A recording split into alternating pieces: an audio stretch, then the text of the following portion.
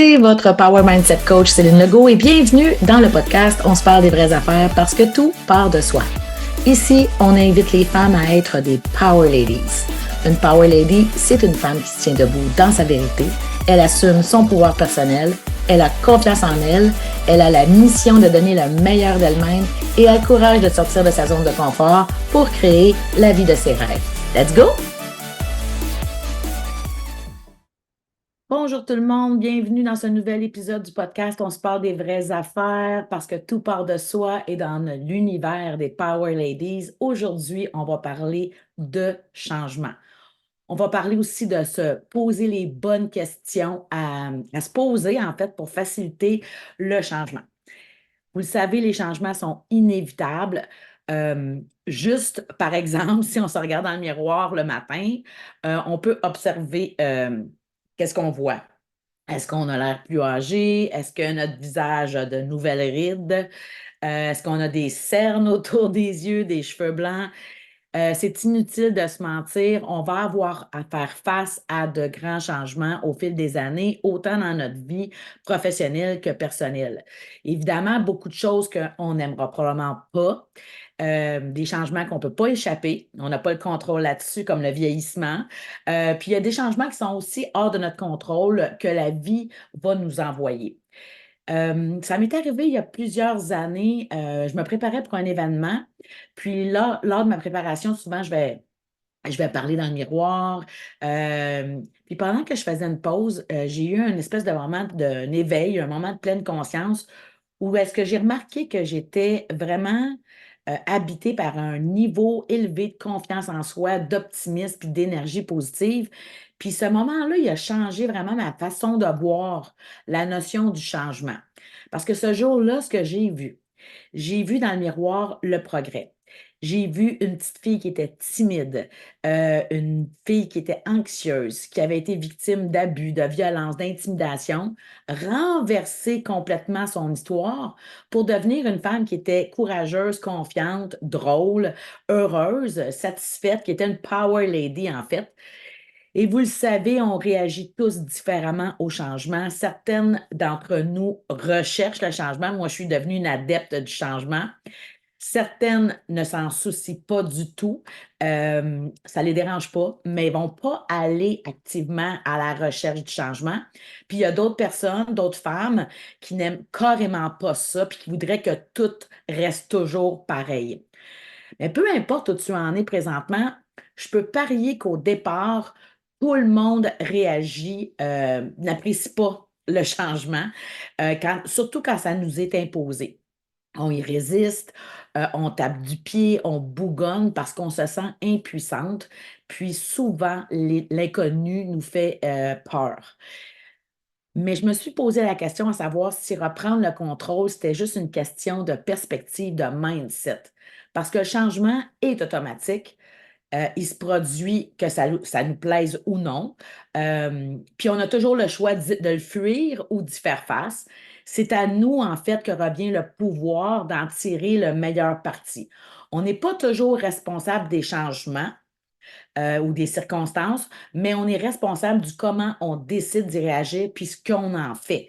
Je ne suis pas responsable de l'inceste que j'ai vécu, mais je suis responsable de ce que j'en ai fait par la suite, comment j'ai réagi et comment je l'ai fait perdurer dans ma vie.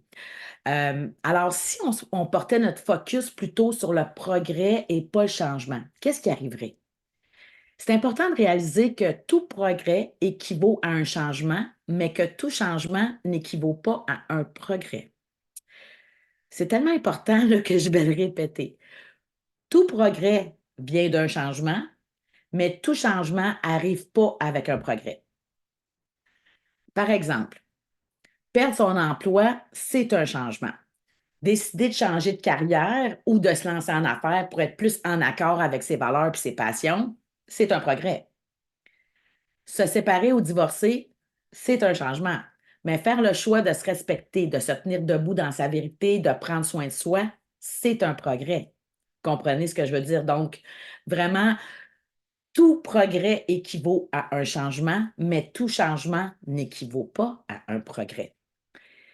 Le progrès en fait, il peut être là aussi pour nous rendre plus heureuses. Ça peut nous donner envie de sauter du lit tous les jours avec une intention qui est vraiment claire, puis un but, des objectifs à réaliser. Fait que le progrès peut nous faire avancer, peut nous propulser dans des poussées de croissance, mais il faut y porter attention puis y travailler parce que, contrairement au changement, le progrès n'est pas automatique. Il n'est pas inévitable.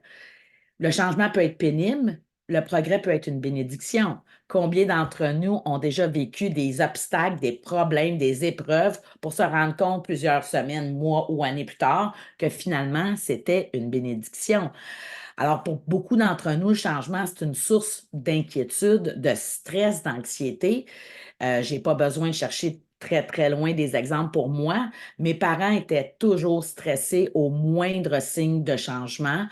Euh, alors, peut-être que toi aussi, au premier signe de changement, tu commences à réagir, tu tapes du pied, tu te plains, euh, puis tu oublies de penser à la façon que ce changement-là pourrait être plus que bénéfique dans ta vie, autant professionnellement que personnellement. Tu commences à penser à toutes les façons dont il va t'affecter négativement. Parce que l'être humain, par instinct de survie, va toujours vouloir se protéger. Donc, il va essayer de voir tout ce qui ne va pas, puis tous les problèmes pour essayer de se protéger. Donc, on a un regard qui est déjà biaisé par les problèmes, les épreuves ou les obstacles pour trouver des solutions. Donc, nécessairement, notre regard est habitué de voir tout ce qui ne fonctionne pas, donc d'aller plus vers le négatif que le positif. C'est évident que dans le vocabulaire qu'on va utiliser aussi, on parle de changement. Souvent, on va dire c'est terrible, c'est effrayant, c'est difficile, c'est injuste. Je me sens écrasé, je suis épuisé. C'est également évident dans ton comportement. Donc, c'est la façon, le vocabulaire que tu utilises face à un changement, ton dialogue intérieur aussi. Hein, le vocabulaire, c'est pas juste quand on parle à l'extérieur, mais c'est aussi tout ce qu'on entend, toutes les voix qu'on entend, le dialogue qu'on a envers soi-même face à un changement, mais aussi nos comportements parce que notre comportement envers les personnes qui nous poussent à changer. Quand on est poussé vers un changement ou est-ce qu'on n'est pas prêt à faire le changement, les personnes peuvent reculer, ils peuvent nous résister ou même nous en vouloir. Donc, au moment où est-ce que tu te sens confronté ou que tu traverses de nombreux changements, tu as aussi la possibilité de reconnaître et de te réjouir de tes progrès, les progrès que tu peux faire, mais souvent, à la place, on choisit la peur et on choisit les scénarios. Euh, j'ai vécu une situation ce week-end avec une personne qui vit un changement, un gros changement pour elle. Et c'était clair que c'était la peur qui l'habitait, c'était le stress, c'était l'anxiété.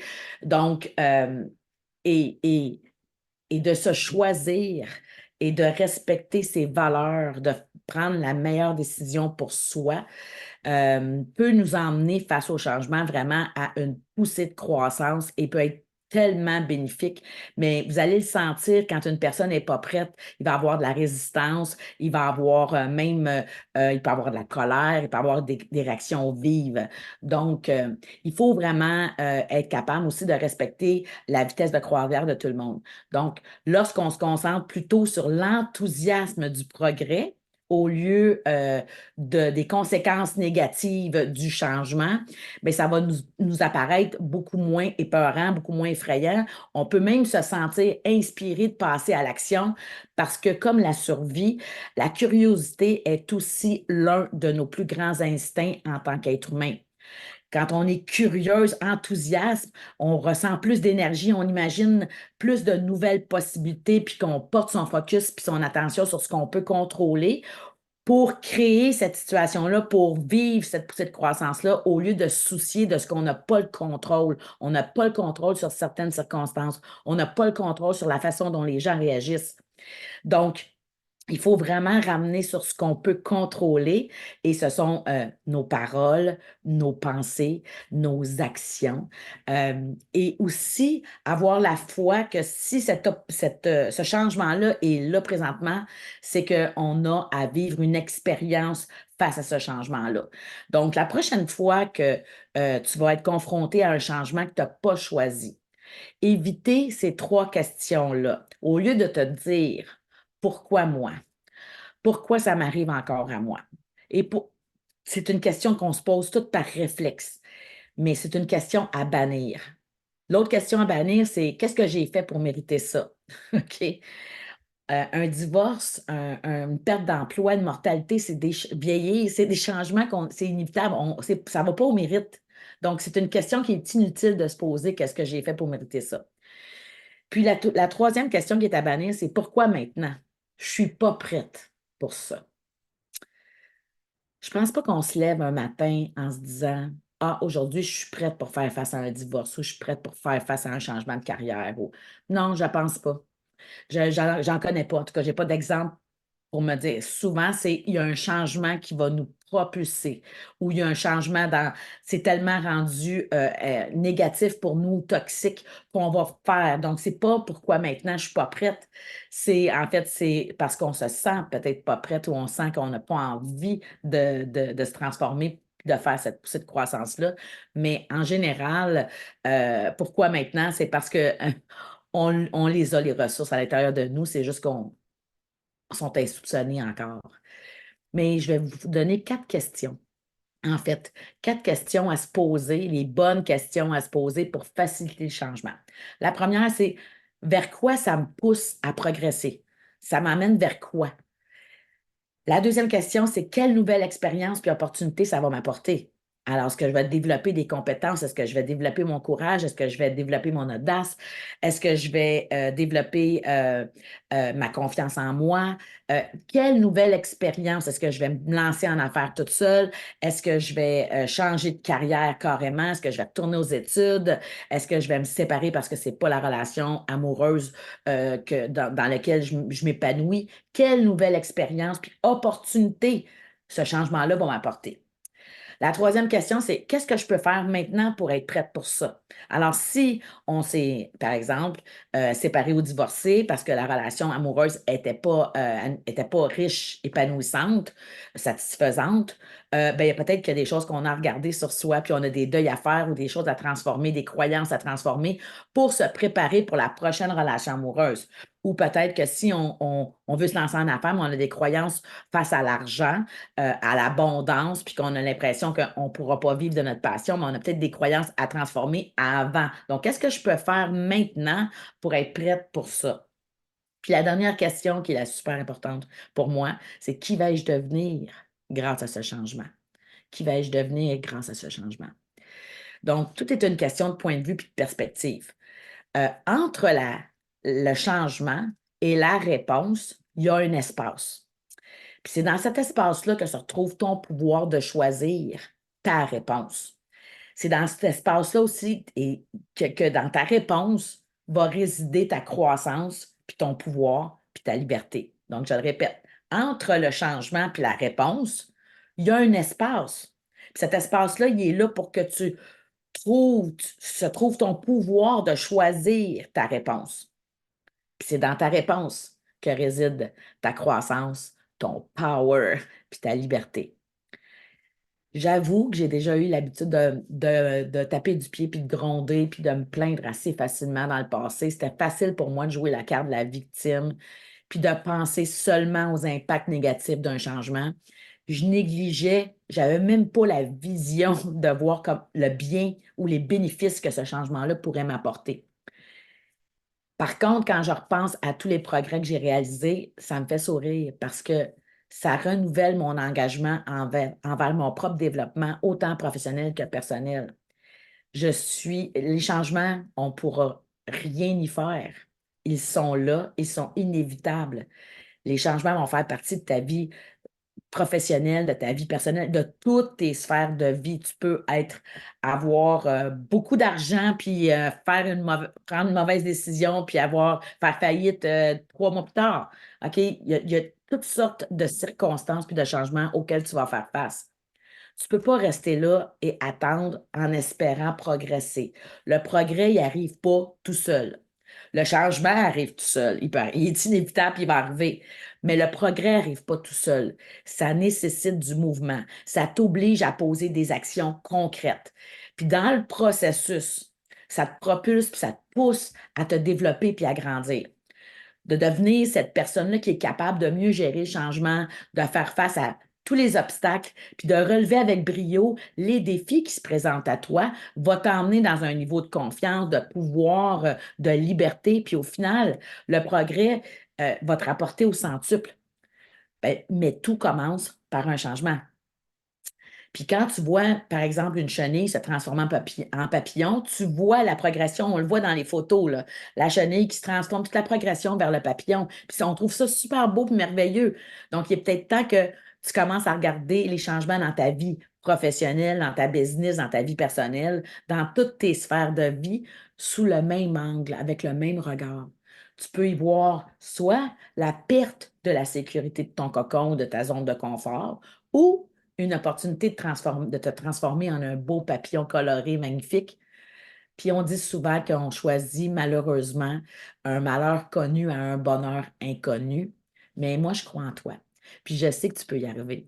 Tu peux, au lieu de craindre le changement, être plutôt enthousiaste puis curieuse face au progrès, à ta propre progression.